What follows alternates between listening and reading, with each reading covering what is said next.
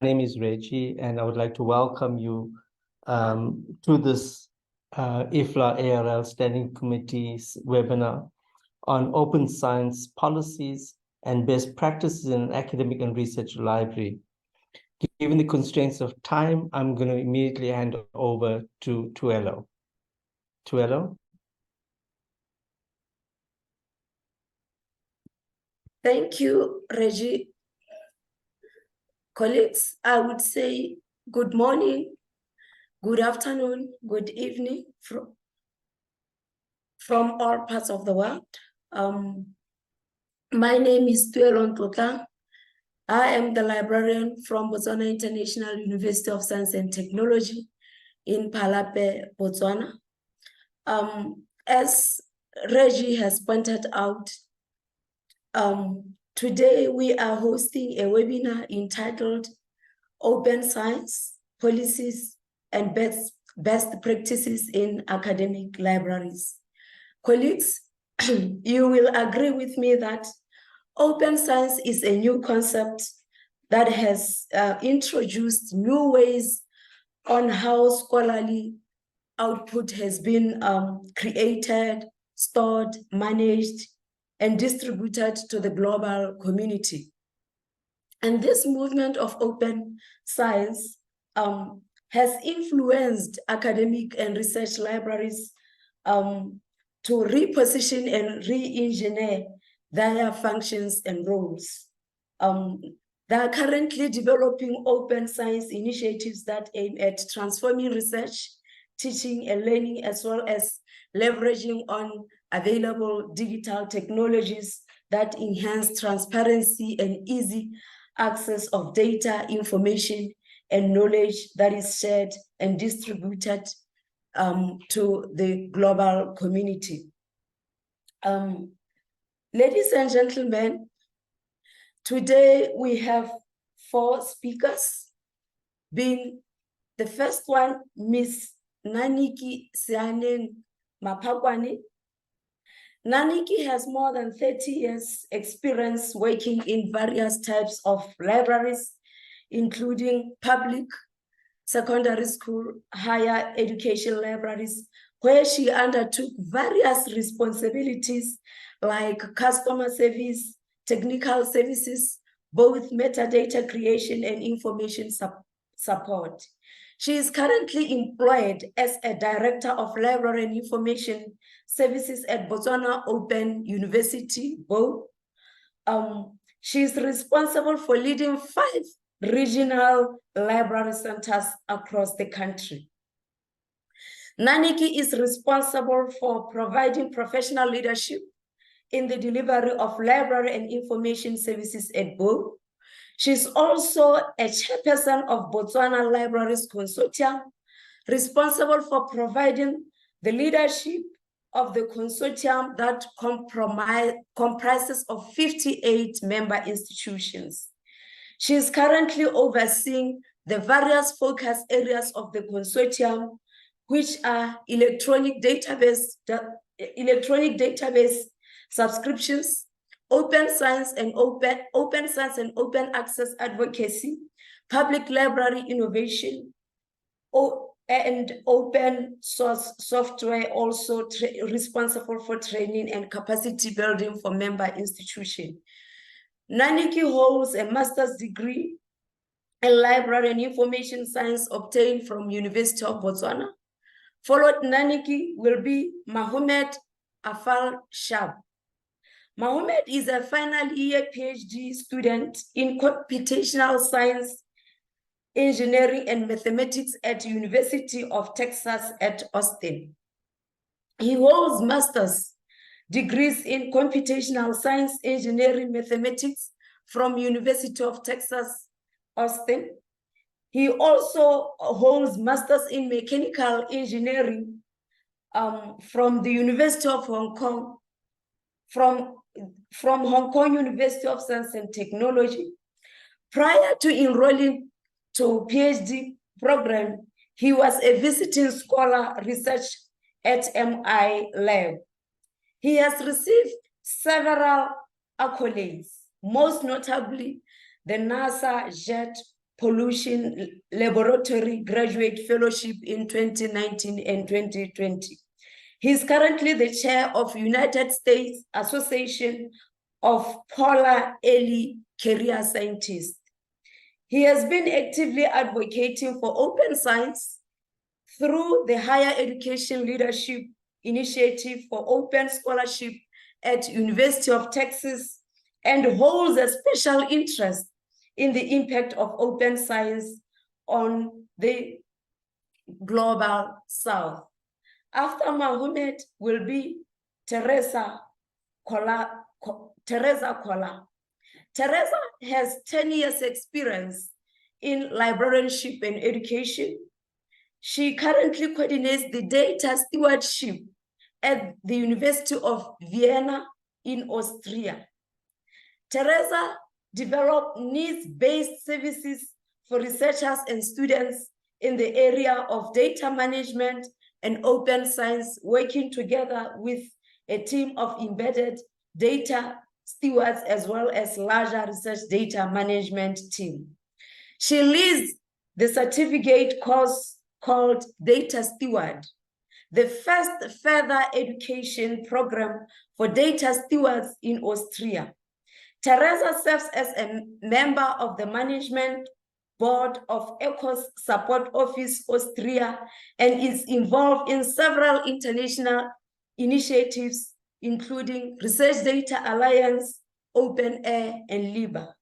She co-leads the career path task within ESCO called Data Stewardship and Career Path. Teresa holds research master's degree in critical theory, specializing in children's literature from University of Reading in United Kingdom. And she also holds Masters of Library and Information Science from Humboldt University of Berlin in Germany. Her research focus are more on data stewardship as well as researchers' needs concerning data management support. Teresa will be presenting with her colleague, Dr. Emily Kate. Kate holds Bachelor of Arts in Archaeology and Anthropology from the College of Worcester in United States of America.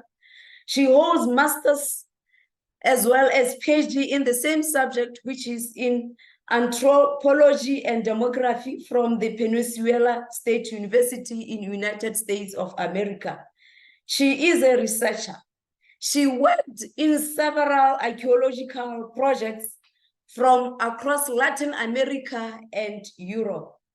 Since March 2023, she has served as the embedded data steward for the Faculty of Life Sciences at the University of Vienna, supporting approximately 95 research groups, 800 scientific staff, and 400 doctoral candidates. In her role as a data steward, Emily acts as first point of contact of all research data management questions within her faculty and fields, requests ranging from data storage and archiving to wild and archiving to research group wild strategy for maintaining workforce. She is also heavily involved in research data management education, and collaborates with other members of University of Vienna data management stewards team to build engaging training solutions that meet the diverse needs of her faculty. Emily described herself as a scientifically noisy and is thrilled to work with such a diverse cohort of researchers. She is also a special form of assisting students and is always available to answer their questions, no matter how large or small.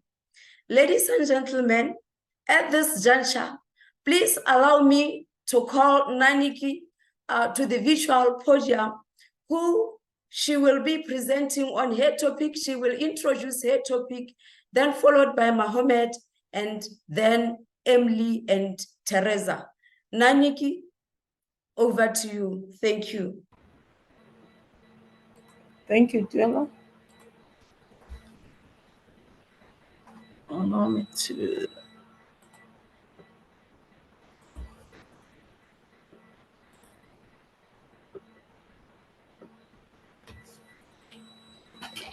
Good afternoon. Thank you very much, Director of Ceremony, for your introduction, and good afternoon, everyone. Especially, I would like to greet the IFL team that are responsible for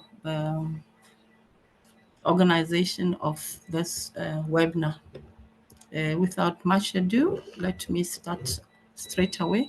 My topic is on open access milestones in Botswana, advancing knowledge together.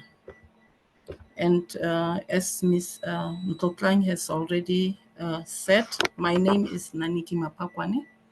I'm working for Botswana Open University as the director of the library. I also chair the Botswana Library Consortium that is responsible for bringing libraries together so that they can work together in terms of availing e-resources and databases to their patrons in their respective institutions. My topic, as I have already indicated, is on milestones that have been taking place in Botswana. The webinar focuses on higher education institutions in terms of the implementation of open science. However, I took a departure to present on milestones that Botswana is engaged in.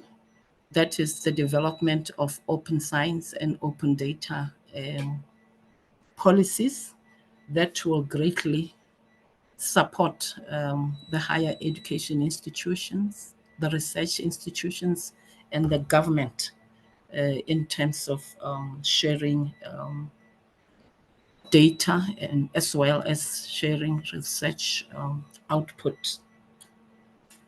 Open science as a concept is an umbrella term that touches upon a number of concepts such as citizen science, open data, open infrastructure, open access, as well as others.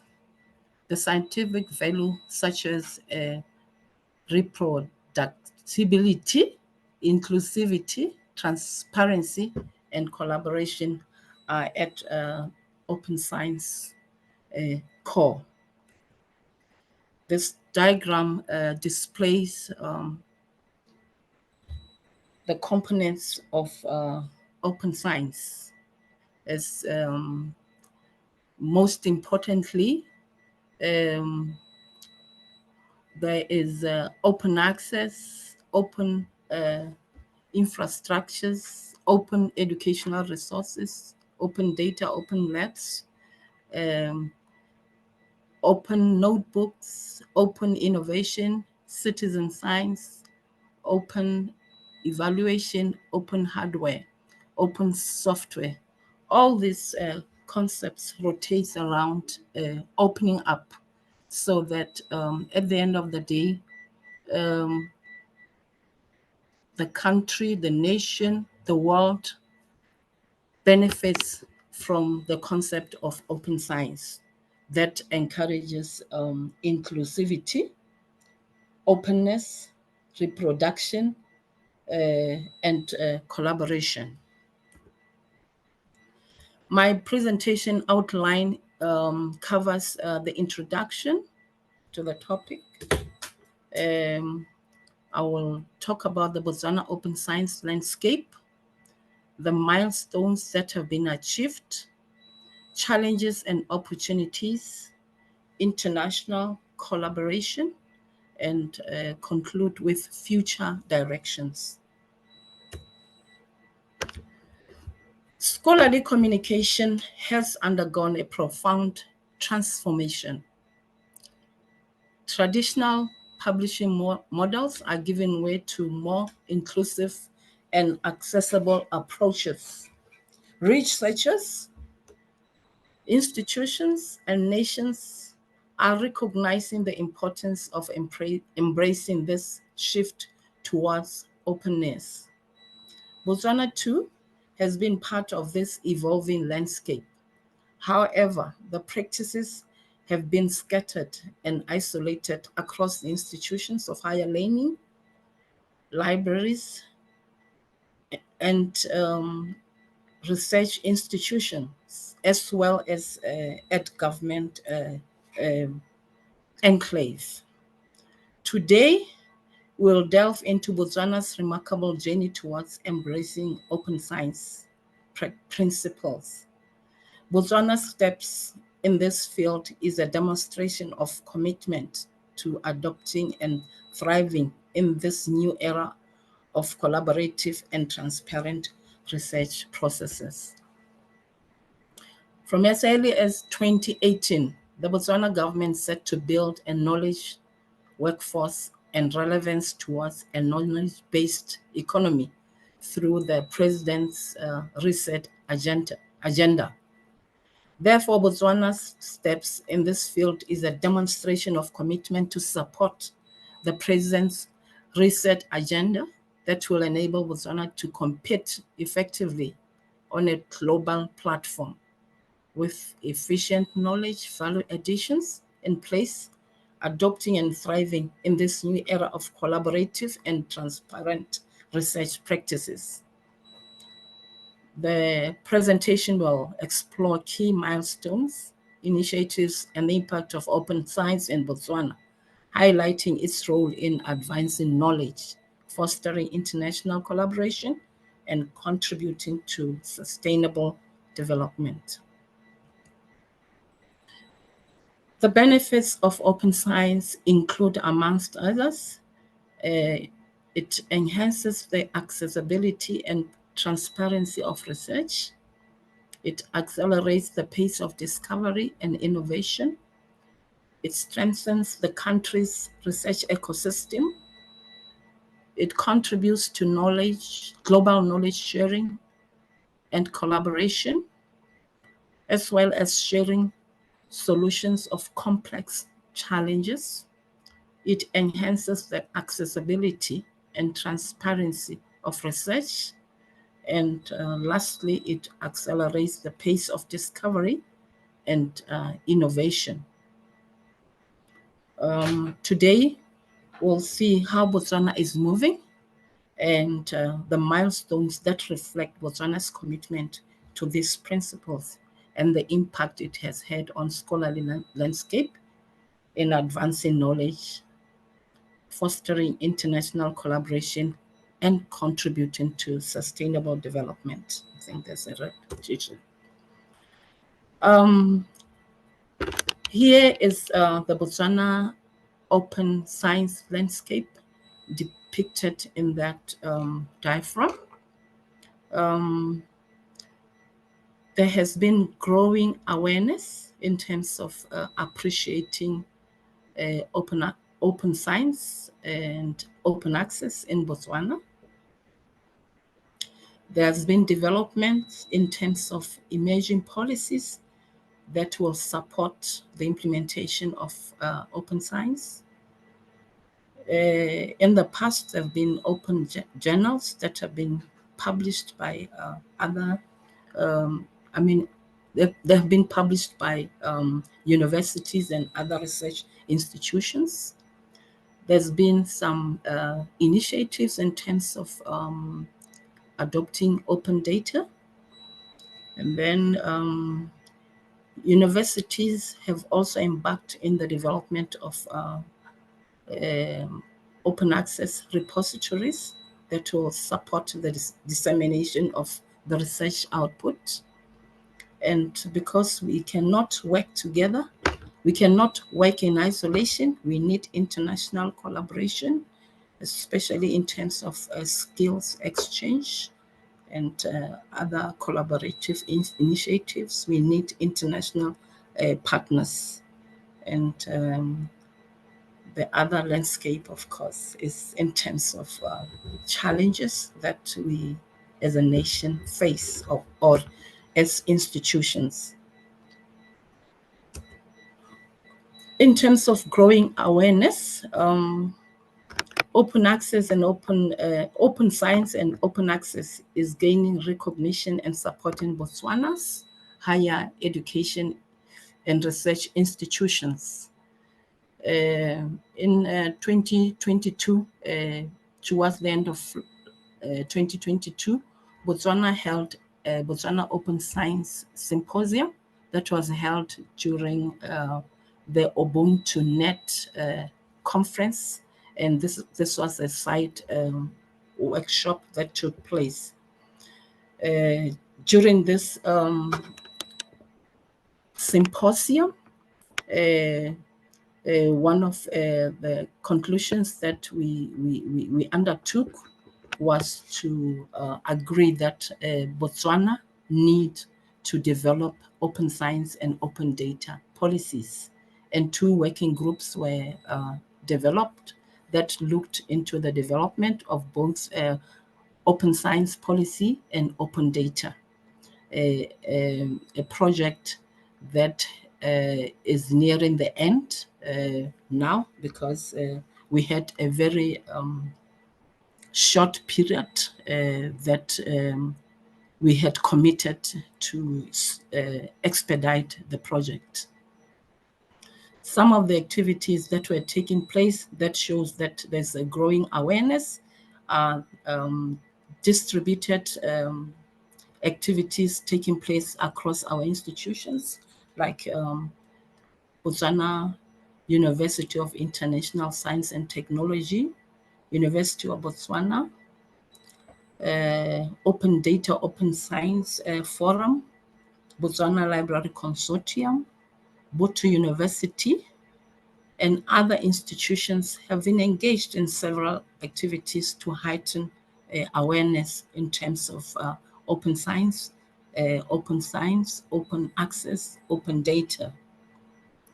And another issue in terms of emerging policies, I have already heightened that Botswana is currently engaged in the development of open science and open data policies.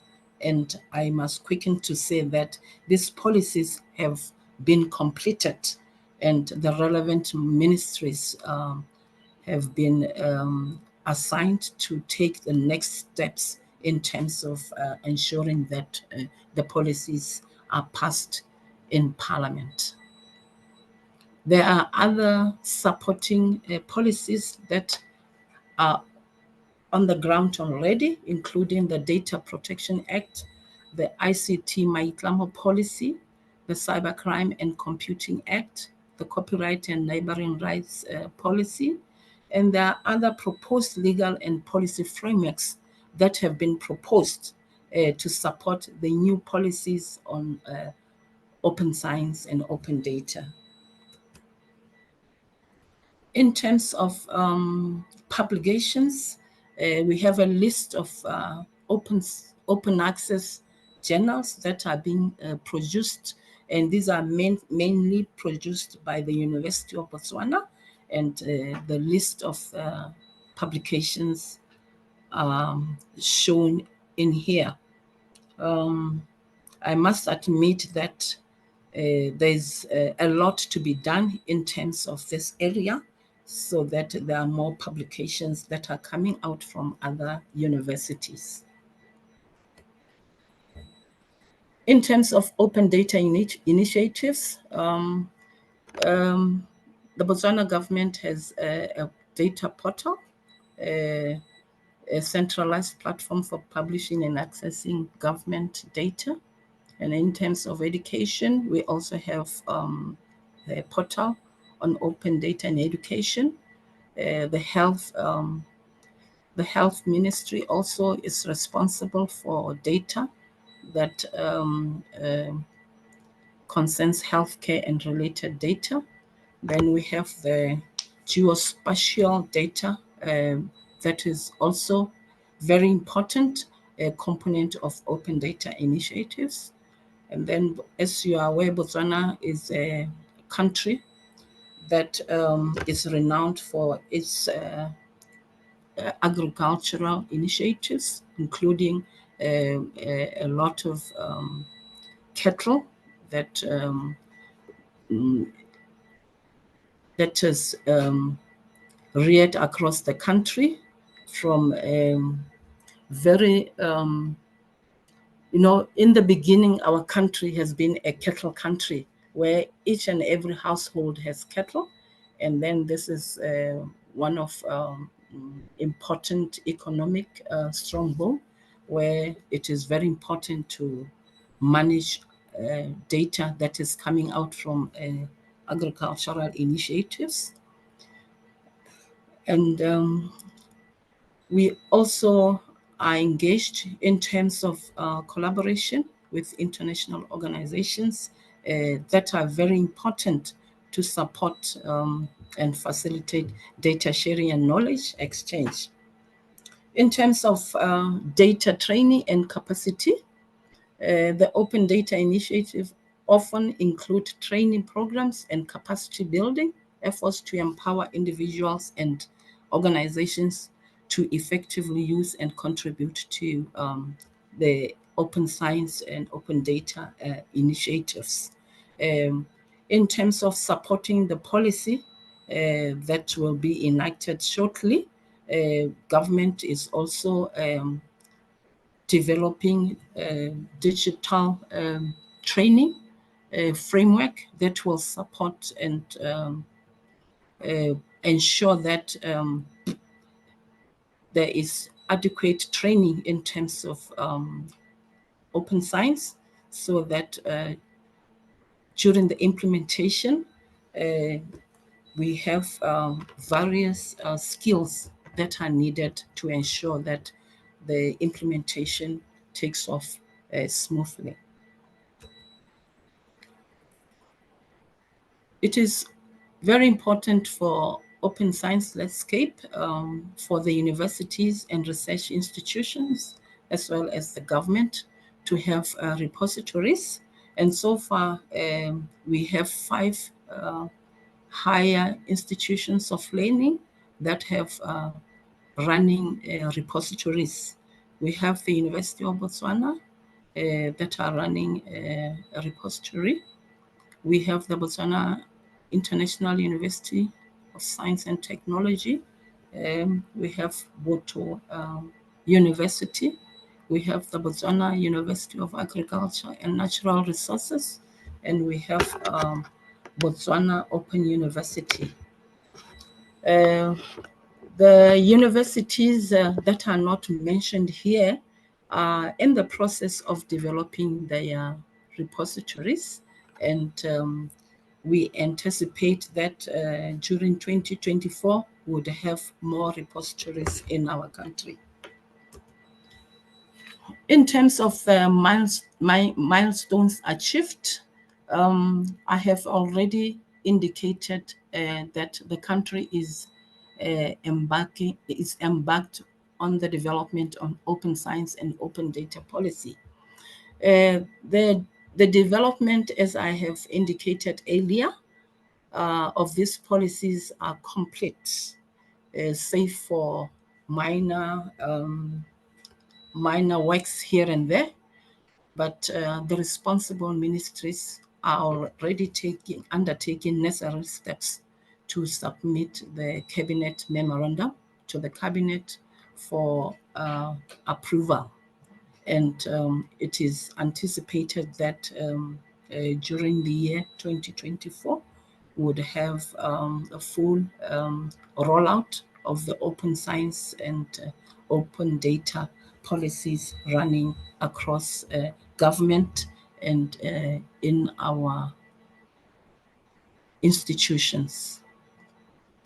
In terms of growth of open repositories, like I have already mentioned, the local institutions are fully aware of the importance to develop open repositories for sharing their data and research output. So far, as I have mentioned, 5 universities have institutional repositories, while many more are employing some efforts to ensure that they also come up with the institutional repositories.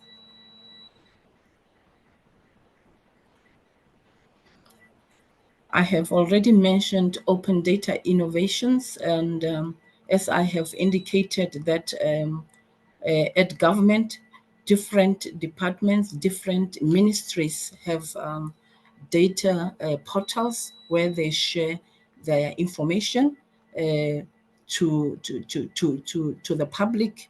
But I must heighten to say that the Botswana Open Data Policy and Open Science Policy will address the isolated data practices and create a more coherent and effective open data ecosystem through shared frameworks, standards that will foster collaboration, transparency, and improved data quality.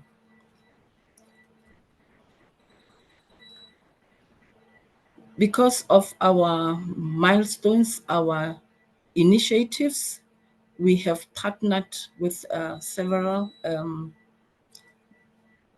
global and international partners. Botswana has worked with West African Central Research and Education Network through their project called LipSense, where they partnered with the Botswana Library Consortium, the Ministry of Communication, Knowledge and Technology, the Office of the President, SPAS Botswana, ODOS, and other very critical stakeholders to, develop the policies on open data and open science. We also had participation from UNESCO, from IFL, Electronic Information for Libraries. We also had contributions from CODATA, because CODATA has partnered with ODOS in the past, and their contribution is significant in terms of raising awareness of open science and open data in Botswana. And with the advent of BotsRen, it was possible for Botswana to host the first UbuntuNet conference that created a site, conference site for the Botswana Open Science Symposium. So, sorry, Speaker. Can I ask you to round off, please? Yes, thank you. And I'm almost there, because the few points of achievement here are in terms of adoption of open educational resources that has also increased students' engagement in the various institutions, because they support their learning programs. And then government is also committed to supporting the implementation of open science through improved internet connections and training of human resource. And then we've also had initiatives in terms of raising awareness through conferences and holding open access celebration, World Information Days, and other workshops that support awareness. The challenges and opportunities are that we have limited awareness and training. We need more robust infrastructure and technology. Of course, there are issues of copyright and licensing that needs to be understood in terms of sharing of research output. And then we have issues of funding. We also need to have a cultural shift in terms of adopting openness and transparency in our deliberation in terms of research. And there are issues of data privacy and ethics, interdisciplinary collaboration, and sustainability. I think I have already talked about these issues that are listed here. I think we can go to future directions as I conclude that there is need for us to strengthen open access policies that are there in our institutions. And then we look forward to adoption and implementation of open access and open data policy. There is a need to have more investment in terms of research infrastructure. There is need to promote data management best practices in our institutions. And there is also a need to advance in terms of open educational resources.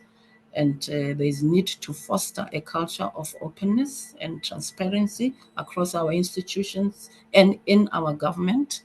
And we need to strengthen collaborative research networks. And then we need to also strengthen our participation in global activities. And of course, we need to embark in evaluating and measuring the impact that comes in after the implementation. Thank you very much for allowing me to do this presentation. Thank you. Thank you.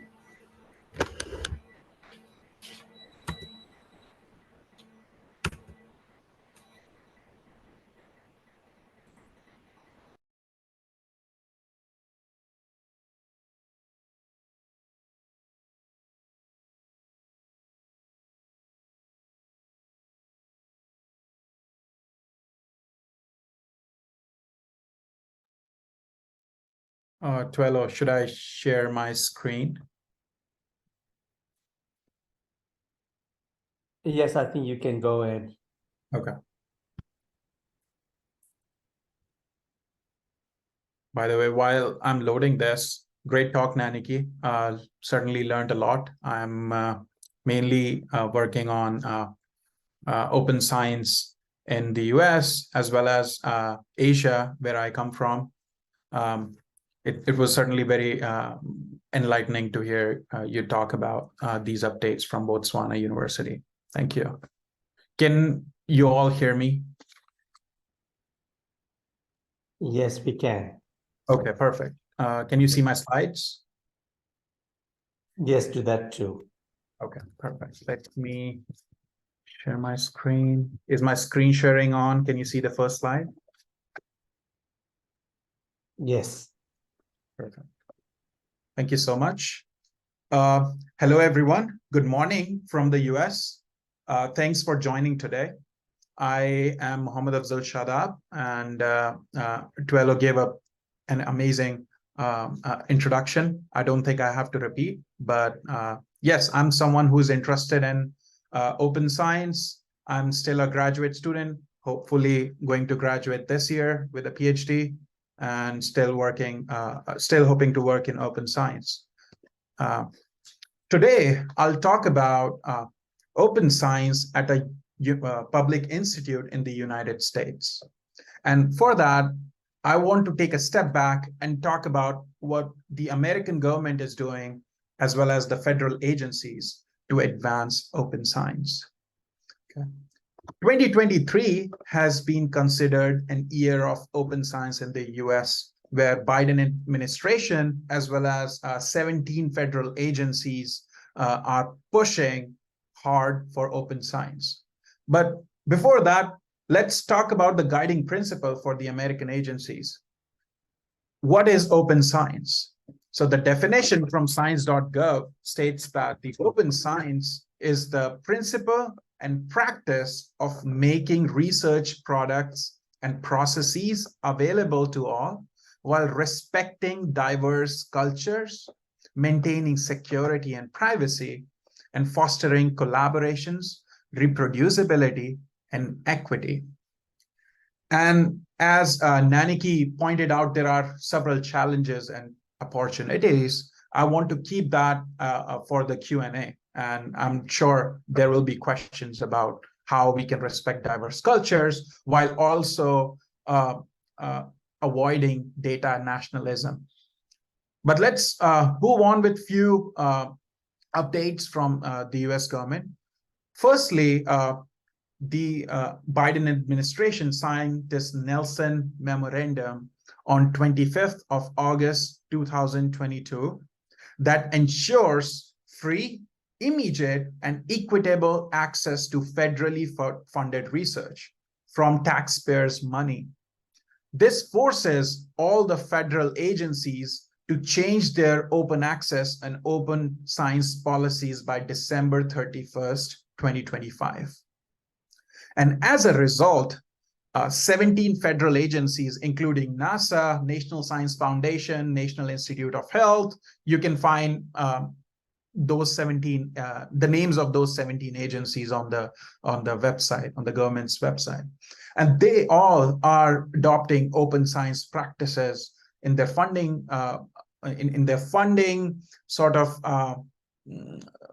funding proposals, as well as for their past research. And earlier this summer, the US White House Office of Science and Technology Policy organized listening sessions for early career researchers. And there they wanted to know what are the barriers and opportunities early careers have while doing open science. And there I spoke about how financial barriers affect open science in developing countries. Because doing open science while having these journals charge excessive, unbearable amount of gold open access fees is certainly a barrier. And at the same time, journals say that they support open science. So we can talk more about it. But lastly, I want to bring this, this final point here. NASA has got a lot of funding to start this Transform to Open Science program.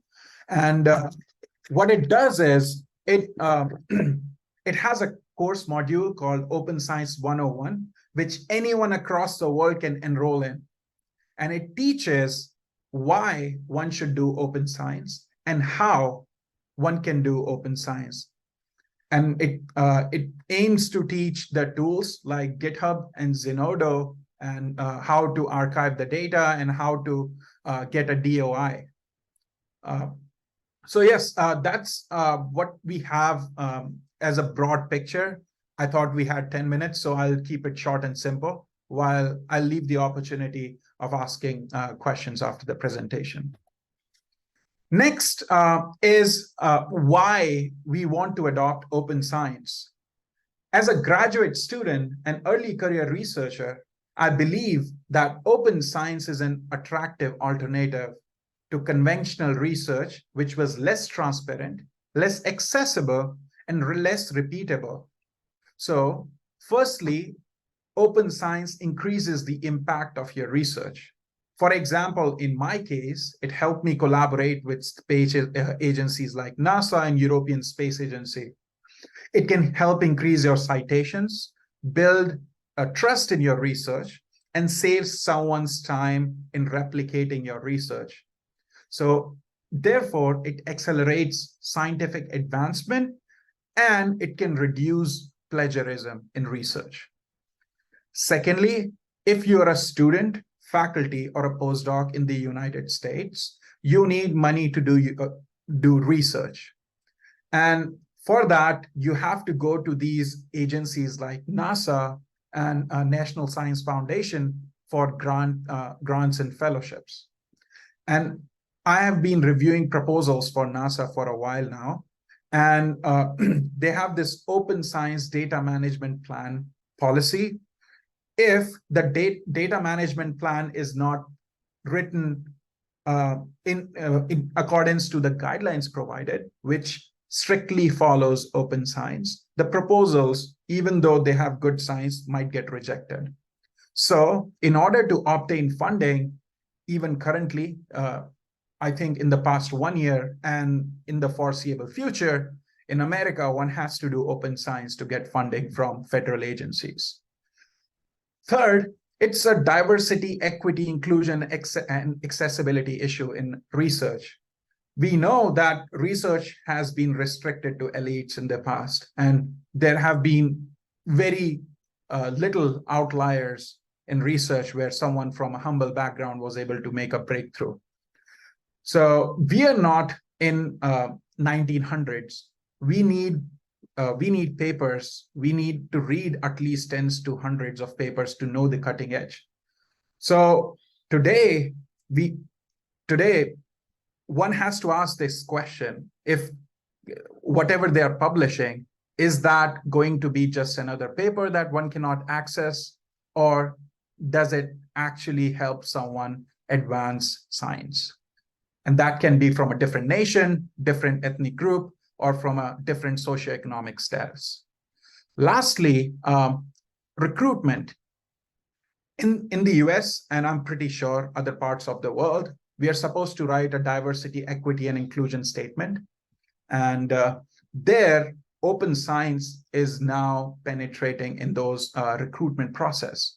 One would want to know how someone is improving the diversity, equity, inclusion. And there have been talks of considering the open science as a rubric while faculty recruitment. So if you want to get a job, you are supposed to do open science.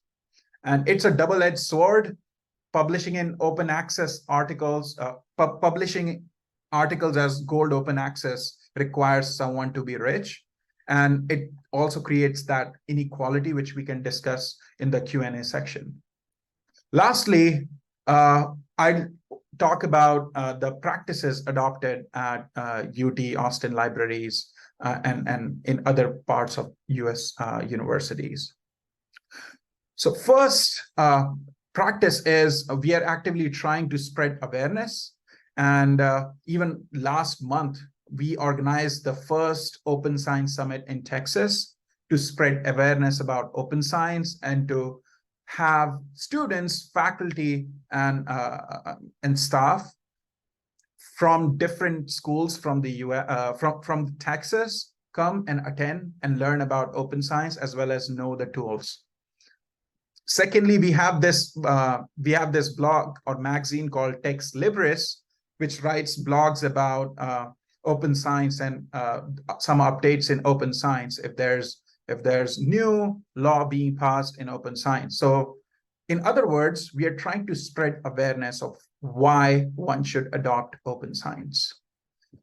And for that, very recently, we received Alfred P. Sloan Foundation grant to establish Open Source Program Office, OSPO, for training and spreading more awareness. And we are, in fact, one of the 6 schools in the US who got this grant for establishing that office. Secondly, we organize regular workshops to help develop data management skills. How can one upload data? How can one get DOI? And how can one get credit for the research or data curation they have done? And next month, or not next month, on October 27th, we are celebrating our GIS Day to teach open source geographic information systems by our head of data services, Dr. Michael Shinsky. And for folks at UT, which includes student, staff, and faculty, we have our own open source version of archive called Texas Scholar Works, where people can upload their preprints, as well as we also have MOUs with different journals so if someone from UT community can submit in those journals, they will not have any article processing fees or APCs. And lastly, we have our own repository like Zenodo called Texas Data Repository, where someone from UT Austin can upload their data and it'll stay forever. So yes, I'll keep it short and simple. Those were my 3 slides. Thank you so much for listening. And I'm happy to talk about challenges and opportunities in the Q&A. Thank you.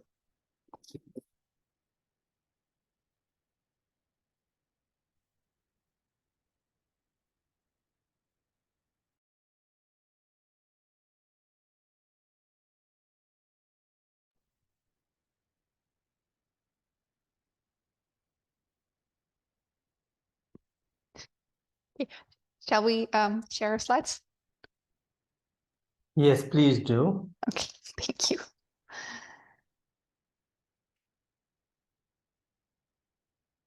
All right. Okay, there we go. Thank you for the interesting talks we've heard so far. As we're kind of running out of time, I'm just going to jump straight in. So hello, everyone. My name is Teresa Calava. I'm the Data Stewardship Coordinator at the Vienna University Library within the University of Vienna. And together with my colleague, Emily Kate, we're very excited to talk to you today about our data stewardship program at the University of Vienna as a way to build capacity for open science. So open science in Austria developed probably quite similarly to most other countries, moving from the focus on open access to publications and branching out towards other pillars of open science, such as open education or responsible research data management. And a huge step forward for Austria was the adoption of a national open science policy, which happened in February 2022. And in this policy, Austria both committed to open science as a movement, as a concept, and also to the support of the European Open Science Cloud, or the EOSC.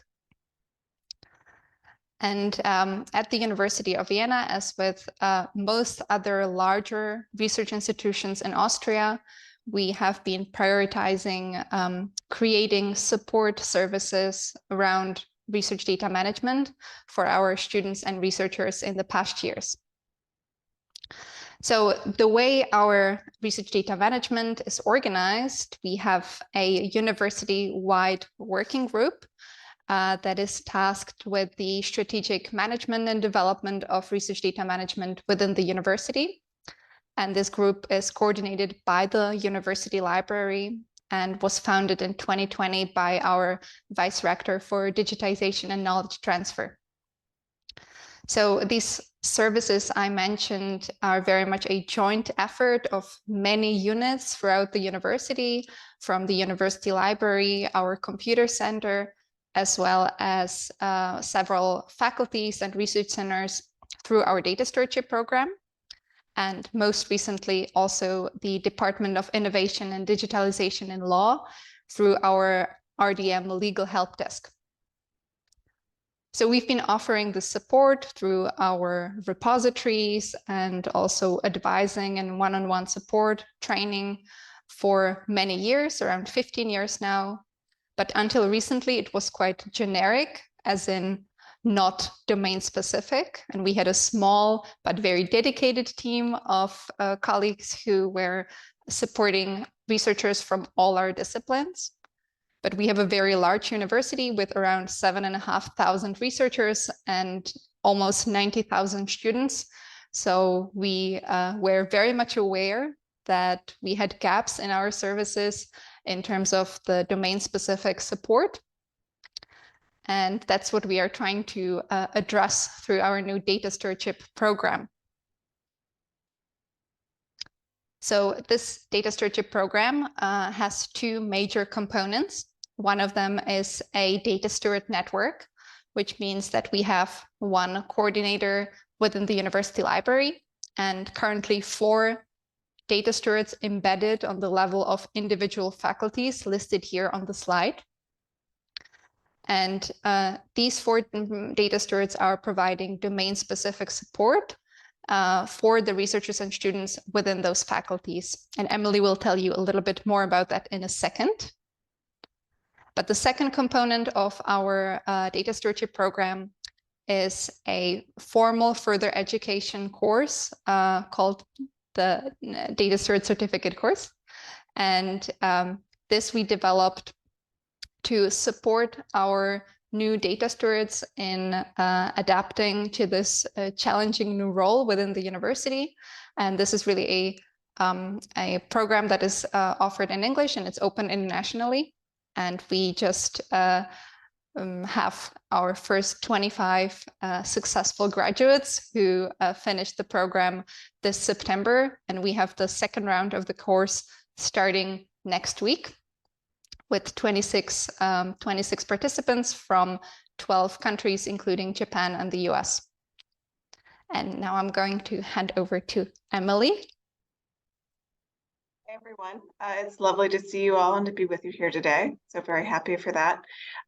So as Teresa said, I'm going to talk a little bit more about what the data stewards at the University of Vienna actually do. It's a common question I get. Someone hears I'm a data steward, and the next thing they ask is, well, what is a data steward and what do they do?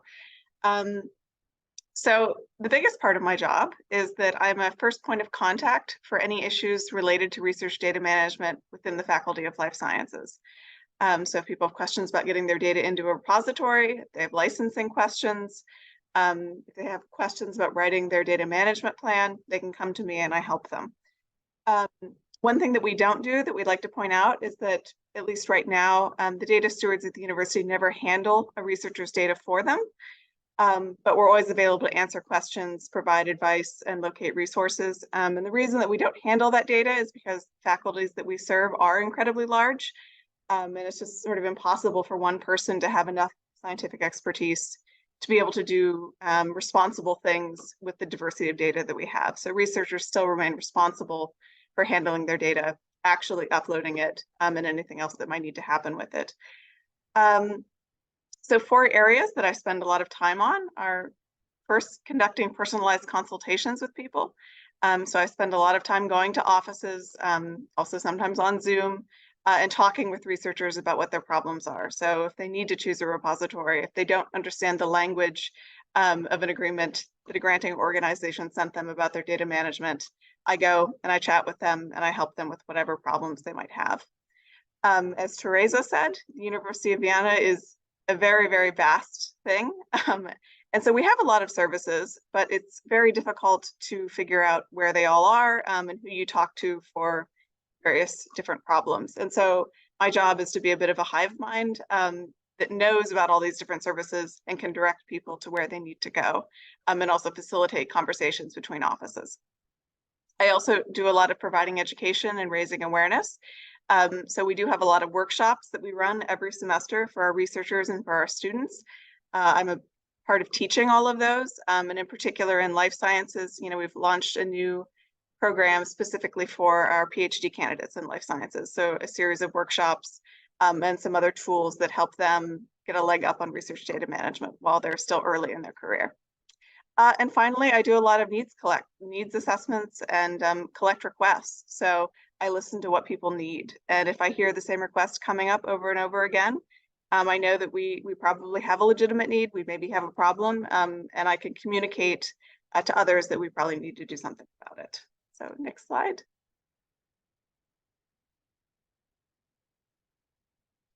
And so kind of reduce all of that, if we think about moving into a world of building capacity for open science, I think we have the perspective here at the University of Vienna that you can't have open science unless you have research data management first. And so we see them as being very interlinked. And I would say there are kind of 3 pillars that my work rests on. So first, I educate people. I explain the how and why of research data management and open science. I ask them if they're willing to put good practices in place. We try very hard not to force people to do things. We think the most sustainable system for fostering open science will come from a place of willingness. And so we ask them, I know you're planning on doing X, but could we instead compromise and do Y? Because it's better for fair practices, it's better for open science. And then finally, we do an awful lot of listening. And so we listen to what researchers hope their disciplines will become in the realm of open science. But we also listen a lot to their concerns and their frustrations and try to figure out ways that we can alleviate those negative things and foster the positive things. And ultimately, we want to build self-sustaining practices that are really grounded in community knowledge and a culture of openness and support. So in an ideal world, eventually, a lot of these things will become self-replicating in our faculties, and they'll be able to help each other. And then we can also then move on to other things and expand our view. So, and then the final slide. So for us, when we think about how to start this process and how to begin working with researchers and students, there are a few things that have really jumped out to us as being critical. The first is leveraging existing expertise. So we found that there was a lot of expert knowledge at the University of Vienna on research data management and open science, but we had to find each other first. And so it was really critical that we created a formal internal network that we were all linked to one another. The second part of that was also then setting up systems for rapid communication between these experts so that we could talk to each other in a really productive and quick way and get problems solved quickly. We always think it's important to keep learning. So, providing staff training and building networks outside of your own institutions. So, things like the Erasmus exchange programs, and then also collaborative programs like the Research Data Alliance provides are super helpful. Regarding assessing community needs within universities, something that we found helpful is to first use existing data. So universities are trying to keep tabs on some of these things, figure out what surveys have been done and try and leverage that data to your advantage. Conduct your own investigations if you have to. And then sometimes people laugh when we say this, but a really good way to find out what the community needs is to ask people to complain and ask them to come to you with their complaints, because people like to complain. And so if you ask them to do that, they start talking. And once you get them talking, you have a lot more to work with. And then finally, ensure the possibilities outpace the policies. So make sure that, what you're telling people they must do is something that is easy and it's possible and it's rewarding. And then finally, we always advocate for building relationships with your researchers and with other stakeholders at the university. So finding your allies and then being visible and being present and being available goes a long way with people and fostering a mindset of open science. So that's it for that slide.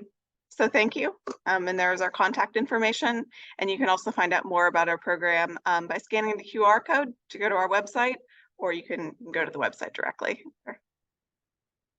So that's all we have. Thank you so much.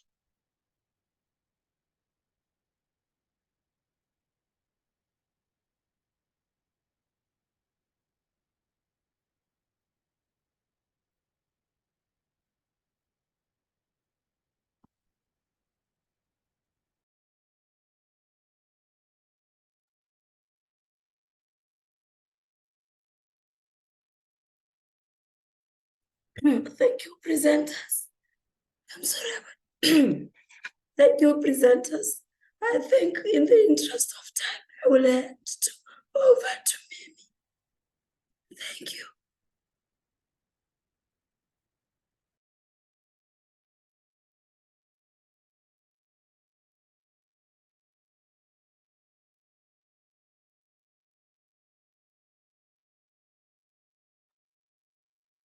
Hello, do you want to go over Q&A questions?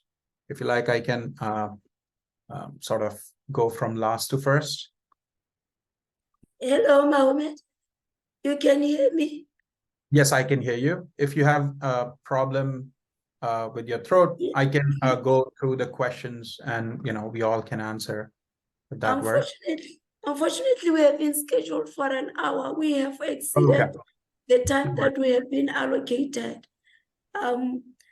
Because we have shared your contacts, I believe, and also we are going to share the recording. I believe participants will always engage with you speakers. We are sorry about time. So at this juncture, I will call upon our chairperson for IFLA AR to close the session. Thank you. All speakers kindly share your email addresses on the chat so that we can engage further or offsite with participants. Thank you. So yes, and good. We are over time. So I'm very sorry we haven't got too much. We don't have time for Q&A, but it would be lovely. We will share the videos and the recording, and we will share the slides on our IFLA website. We will be happy to have opportunities for questions there if the speakers share email. So thank you everybody for attending. Thank you very much to all of our speakers. Thanks to the team from IFLA ARL who did all the work to put this together and promote it. I really appreciate everybody's work and assistance. I found this really informative, and I really appreciate everybody getting together. So thanks everybody, and more soon. We'll continue the conversation as we post the videos and move things online. Thank you.